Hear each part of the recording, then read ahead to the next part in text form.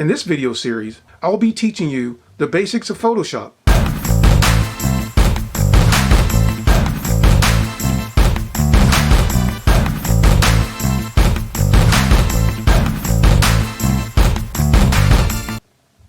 Hi guys, thanks for stopping by my channel. Today we're going to go over the basic tools in Photoshop for people that are beginners. Please comment and subscribe and hit the notification bells for the videos. Let's get right into it. Okay guys, so let's go ahead and find Photoshop on your desktop. Now if you don't have Photoshop, there are free photo editors out there, and the concept is basically the same. If you want Photoshop, then I recommend you go to Creative Cloud, Adobe Creative Cloud, and then you can download Photoshop free for a week. Now that'll be in another video. Right now we're just going to go over the basics here in this video. So when you launch Adobe Photoshop, you'll get the opening screen or splash screen that'll come up. Now, here you have a couple of choices, okay?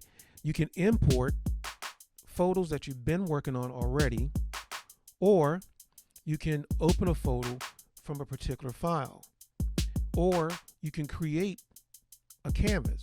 Now, what I mean by canvas, when I say create a canvas, you can create a canvas that you want to work on, and that comes in different varieties, okay?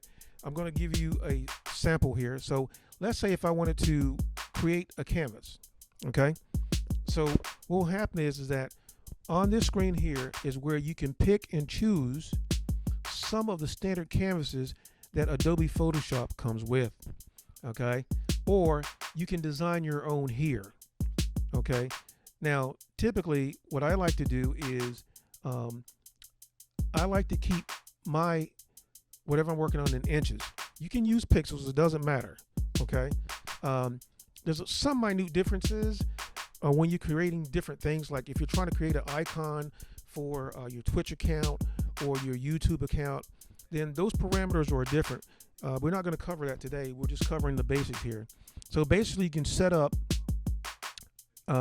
your environment or your canvas how you want it to be. In this case, I'm just using this for example. I use RBG all the time, okay, because to use something else calls for special applications. Now this canvas here I have at 5.9 inches wide and 4 inches high with a resolution of 72. The resolution, let's talk about that. So the resolution has to do with whatever you're designing or trying to use in Photoshop, okay? And it works hand in hand with the inches or inches/pixels. So whatever you're working on needs to match those resolutions or the resolution of the photo or canvas that you're trying to work on. So so let's say we wanted to create this canvas. I'm going to have my background white and my color set to RBG. I'm going to have it set to 8-bit, okay? Then I'm just going to simply go create. And basically what that does is that creates a canvas that you can work on, okay? And we'll get into that a little bit later. So now what I want to do is I want to go to open, and I'm going to select a photo. To this photo here to show you how to use some of the tools. Okay, I'm going to open up another photo. Now you can open up multiple photos in Photoshop, so don't worry about that. So the reason why I brought two of these photos in is to show you a point that I'm trying to make. Okay, so now we have the two photos in there. And if you remember guys, in the beginning also too, I put in a blank canvas. All right, so we'll talk about that. I'm going to kind of breeze through these real fast. So a lot of the tools you won't need, but to get you started in the Photoshop, I'm going to give you the basic essentials that will get you going here, okay?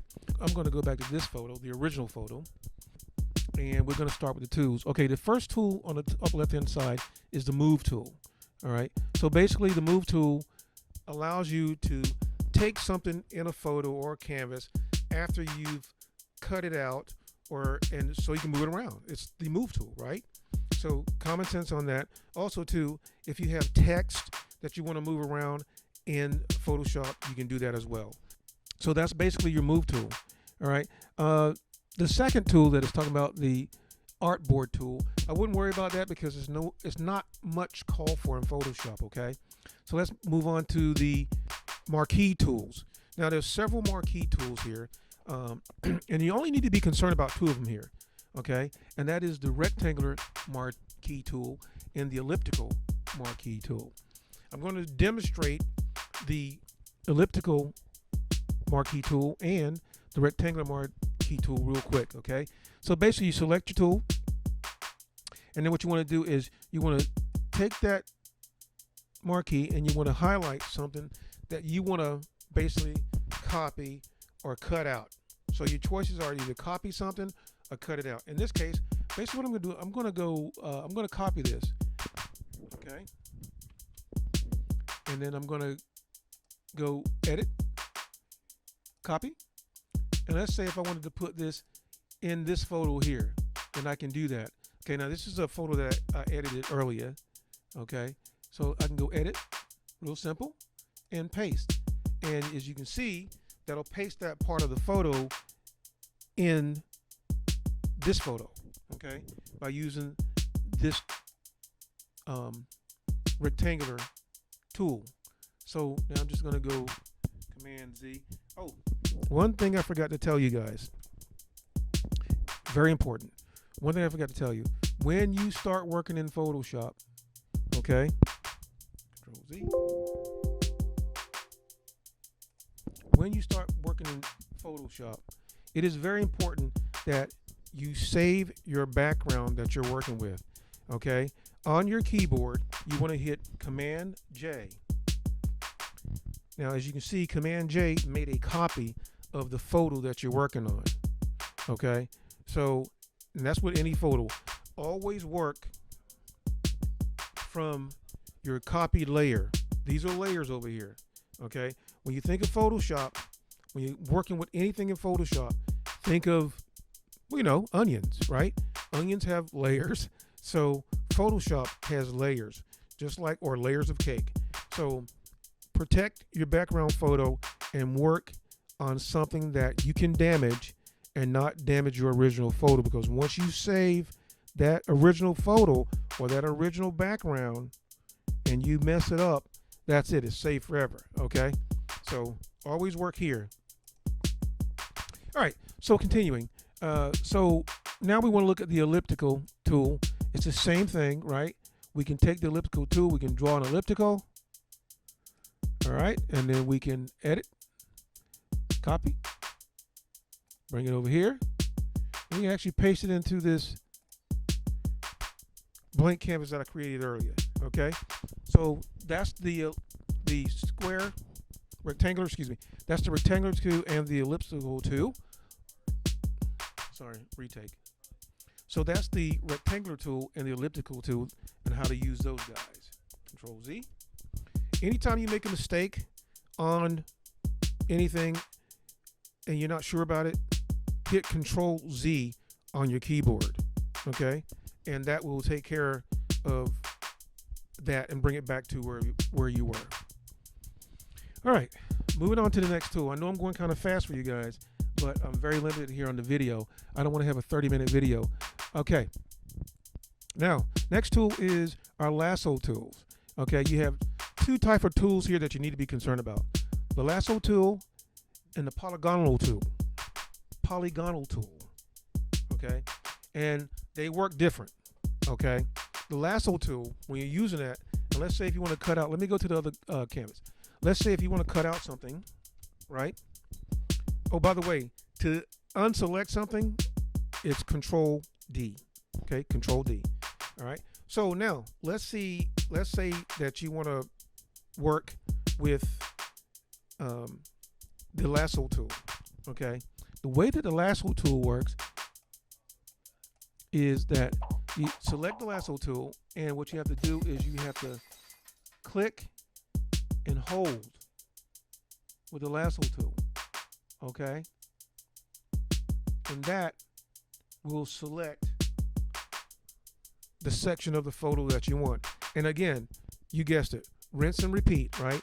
Edit, copy, edit, paste. You can put that into another photo or canvas. Depends on whatever you want to do, okay? Now, let's go to the polygonal tool. The polygonal tool works a little differently, okay? What you have to do is you have to click every step that you want to to use here, or the crop out, or the copy. Okay, I'm just doing a rough cut here. You see I'm clicking, I'm moving my mouse, and I'm clicking until I complete it, and then rinse and repeat. Now, one thing I want to show you with this tool. All right, so let's say if I want to be precise here, right, and I'm cutting this eye out of the hat. Let's say if I go over here and I click, and I go, uh-oh, I got a mess here, right, because I'm off. The only thing that you have to do is hit the backspace button, and then you can bring the tool right back to where you were, and then continue your process.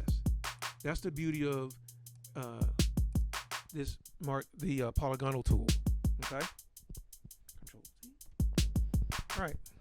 So you want to be concerned about that. Now, let's go here to the next tool. The next tool is the Magic Wand tool and the Quick Selection tool. I highly recommend the Quick Selection tool. Okay. Now, these tools are just different ways to select something. Now, let's say if you want to select a face, the Quick Selection tool is the better one to use. Let's say if I wanted to use my son's face here to crop something out, I could do that. All right, so let me just go over here and let me select the Quick Selection tool.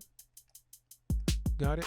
So now what I'm going to do is you click and hold, and as you're doing this, you will see that tool start to cover the area that you're trying to crop out. Now, if you make a mistake on this, right, and you select it too much, all you have to do is hit Alt, and then the minus key will come in. See that minus key? And then you can bring that back up. See that? And I like this. I'm going to select this. So now, again, this is a selection tool, right? So it's rinse and repeat. So all you do is edit, copy, edit, paste. Okay? And that pastes it into another photo. All right? Now, the beauty of this, and we're not going to go over this today, but the beauty of this, let's say if you had a photo of a family and you wanted to take that photo and add a person in it that was missing, you can do that in Photoshop. There's a lot of factors that's considered here, okay? And before you do that, you have to know about color correction and that type of thing, and we'll go over that later. All right, so moving on. Magic Wand tool works the same way, however, it's less accurate. I would recommend the quick Selection tool. Now, remember I said in the beginning of the video, in Adobe CC 2020, Photoshop, okay, they have a selection tool that just selects the part of the face or body part that you want. And what happens is that Photoshop runs an algorithm that will calculate that for you instead of using the quick selection tool, because that's becoming the old way. Okay, so Photoshop is inventing a lot of new tools in the newer version, and I will make a tutorial on that. Okay, moving right along. All right. Okay, so there's one tool here that I think you should be concerned about for right now. Okay, and that is the perspective crop tool. Excuse my voice, a little dry throat there. That is the perspective crop tool. Now you can use the crop tool. The crop tool is much harder to use, but for right now, let's just go ahead and use the perspective tool, and I'm going to explain it to you. What the perspective tool does is exactly what it says. You can select a perspective of your photo. So let's say if I wanted to do Brian's, my son's face, right? And I just wanted that portion of the photo, right? And I want it to be perfectly square. Okay, in some cases you may have a photo that may have breaks, tears, okay, or the outline of the photo is just bad. Okay, so what you can do with this perspective with this perspective tool is you can take that tool and you can actually crop out the area that you want to make the photo straight. So let's say if Brian's face is off a little bit, so So what I can do is I can bring this here, bring that there. I can bring that over, and I can bring this over. Okay, and all I'm doing is clicking and holding. Now, whenever you make a selection with this tool, you must save the selection. If you come up here to this little arrow, okay, you must hit that arrow to save that section. Now, when I hit that arrow, you're going to see what it's going to do. It's going to make a photo of what I just cropped out. So if you go save, boom. So now what I've done is I've actually saved that photo. So basically what the eyedrop tool does is it selects colors in your photo that you can use to create other colors. So basically it creates what they call RBG, right? So if you select, let's say if I select Brian's lips here, okay, if you look over to the right, the color palette came right up. Now what happens is that if you click on the when the color palette's available, right, when it comes up, it'll show you by the numbers what that color is. Okay, so it'll say for example, if I click here on the foreground, right, now the color is there. As you can see, it actually gives you the colors. You can actually write that down or store it in a document somewhere to give you a skin tone for lips if you were doing a restoration on a photo. Okay, so basically that's how the eyedrop tool works. And there's other features too, but we just don't have enough time to go over them right now. But I will put them in another video, I promise. Okay, so there is another one too. It's called a color sampler. This works just like the standard eyedrop tool, with the exception here is that it brings up your parameters right here. Okay, you can select different parts of the photo. If you look, it says 1, 2, and then 3 here, right?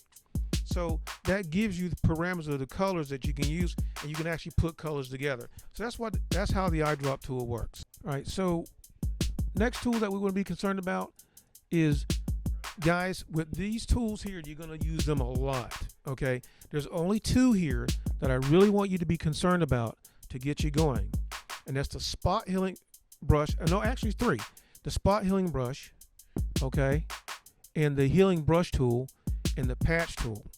These are essential tools for when you're doing photo restoration of any kind, or working with any kind of anything, working with a canvas, working with a photo, working with advertisement, anything that you need to use to basically clean up a photo or advertisement. Okay, so I'm going to try to demonstrate quickly, if I can, how that works. Let me see if I can bring another photo.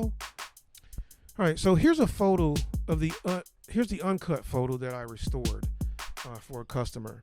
So I'm going to basically show you how the spot healing brush work, and the healing tool and the patch tool works. Okay, so what you want to do, first of all, what you want to do is, when you're working with a photo like this and you're trying to restore your photo, you want to magnify your photo. I'm going to bring it up. Now, as you can see, there's a lot of pixelation in this photo. Okay, but real quick, we're going to demonstrate the spot healing brush. So let's say, see these spots here? Let's say if you just want to remove them, boom.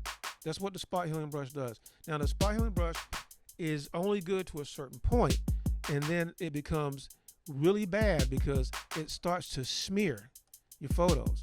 So right there, it did a pretty good job, and Photoshop calculated it pretty good, right? Okay, but there are areas where it can smear, and for that, you want to use a different type tool. Okay, now let's go to the healing brush. Healing brush works the same as a spot healing brush, okay, with the exceptions that you have to sample the area that you want to heal. So in other words, let's say if I wanted to heal this portion of the photo right here, you hit Alt. When you hit Alt, you get this little crosshair. You sample that by pressing the left key button on your mouse, and then you paste it, and then that takes care of that. Okay? Okay, next tool is the patch tool. Patch tool is a great tool to use, especially if you want to get rid of some things really quick. So the way the patch tool works is that you make a selection. Remember, make a complete selection here, so it highlights it. Then you just simply grab it and drag it down to a clear area, and boom, that gets rid of the spots. Okay, we'll do another one right here real quick. Slide it over, boom, spot gone. So that is how the healing brush, spot healing brush, and the patch tool works. Okay, brush tool, you got the brush tool, the pencil tool. Those tools basically works when you're painting something. Okay, so it kind of works like the paint bucket. Let me see if I can bring up the blank canvas. Now I'm gonna make my tool a little bit smaller here. Okay, so the way that you make your tools bigger or smaller, you can do one of two things. You can come up here, all right, and you can select the slide, you can slide it, you can select the hardness, or you can use open brackets on your keyboard.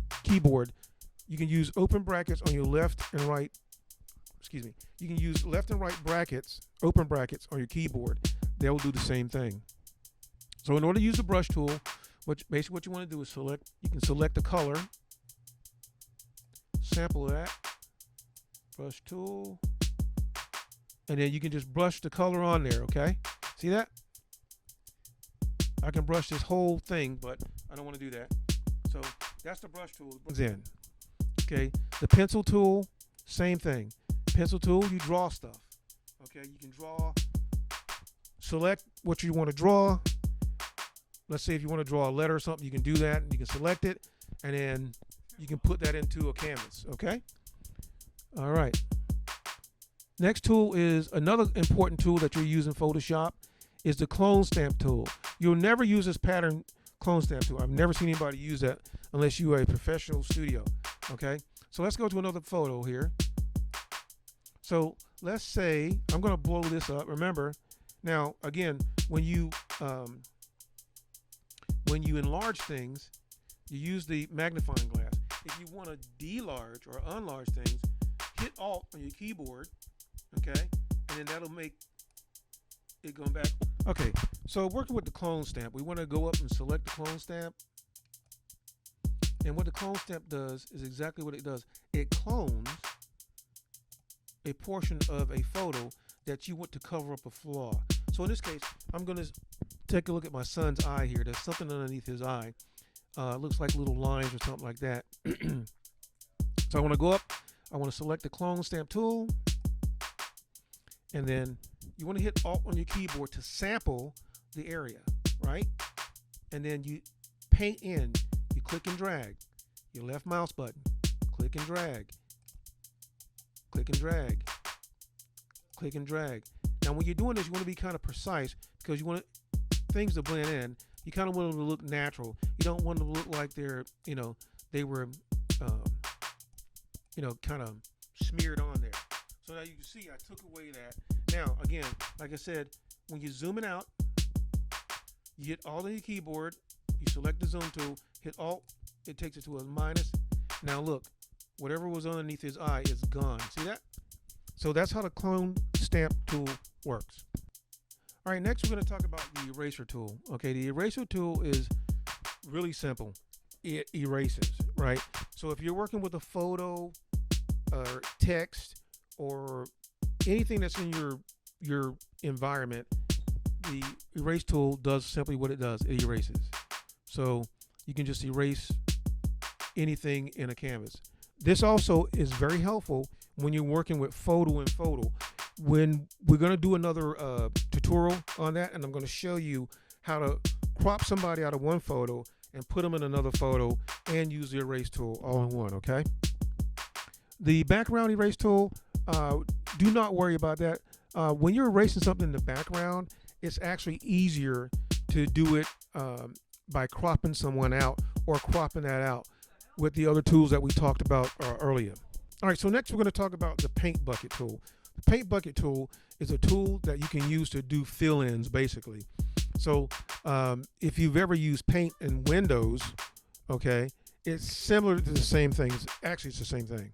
So basically what you can do is you can color a canvas, or let's say if you draw a cartoon or anything like that and you wanted to fill in a color, then you can use the paint bucket to do that, and it's very simple to use.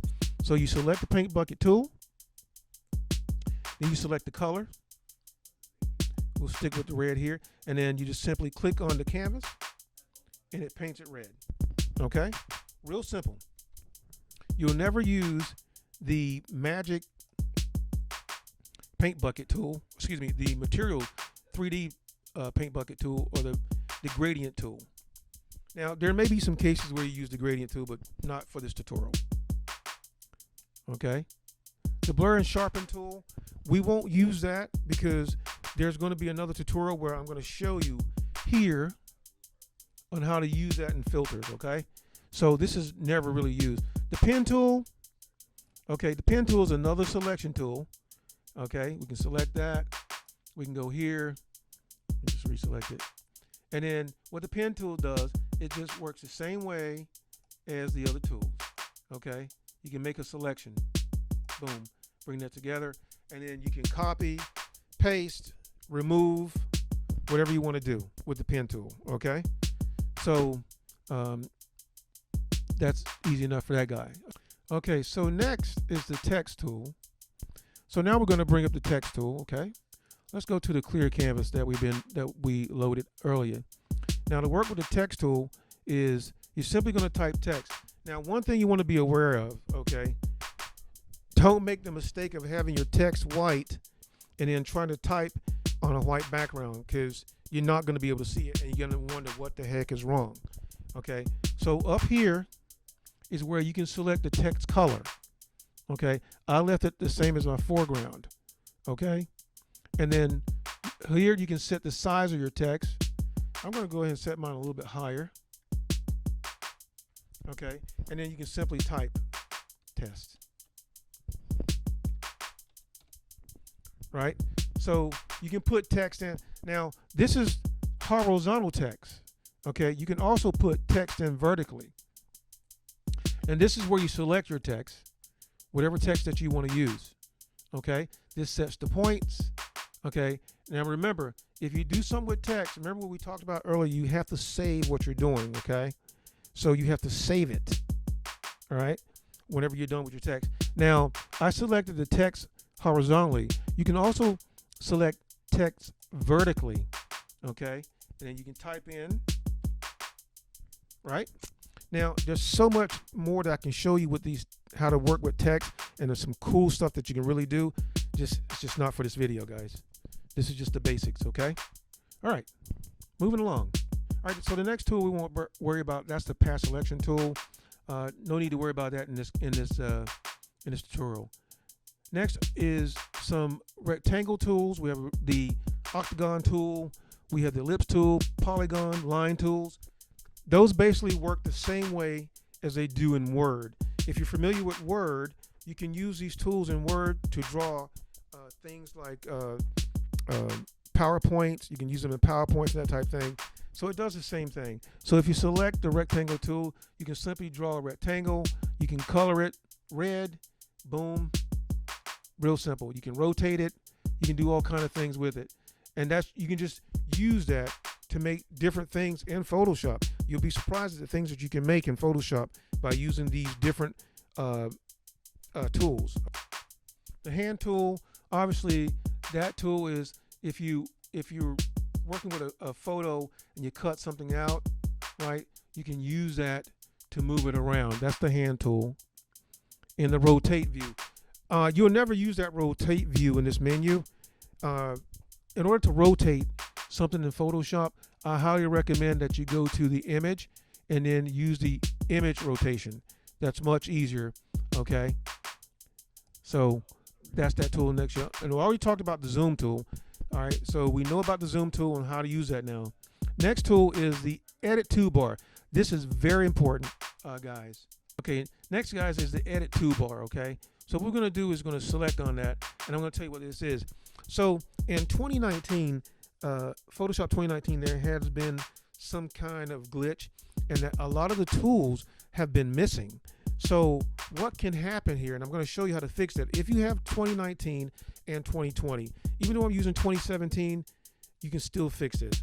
Now, I know that the selection tool in 2020 is missing. Not the quick selection tool, but the main selection tool is missing. So the way that you can fix this is that you can go into the editor here, and you can hit restore defaults. I'm not going to do it in my case because I don't have 2020 or 2019. You hit restore defaults, and then that will restore all of these tools here and have them within your environment so you can get to them. Okay, so that's what that's for. If you're missing a tool, simply go here, go into the editor, and then click restore, and then that will fix your problem. Here is your foreground and your background. Okay, this is how you can select the colors of your foreground and your background. Okay, so right now I have red selected as my foreground. Okay, so if I wanted to switch to my background, I can hit this arrow here. Okay, and then it'll switch to my background. But in this case, I want to be in my foreground. Now my foreground color, I don't want to keep that red. I want to make that back to black to where it should be. Always keep that to black, okay, when you're working, because it helps you determine the colors rapidly and other than going around. Okay, now you really know what the background, the foreground is, okay, and your background. Okay, next tool. Okay, so don't worry about this tool here. So this is your standard screen, or if you want to make a full screen mode, you could do that. Or if you wanted to make a super full screen mode, you can just do that, bring that straight into full mode screen, and then you can work. The only problem is you have to remember what you're doing and where your tools are. To get out of this, you simply hit escape. So guys, that is the video for today, this of lesson 1. Please go and subscribe, and if you found this video helpful, please hit the notification bells so I can present you more videos. The next video, part 2 of this, we're going to go over the menu items, okay, and what they can do, guys. All right, listen, thank you so much for watching this video, and I'll see you in the next tutorial.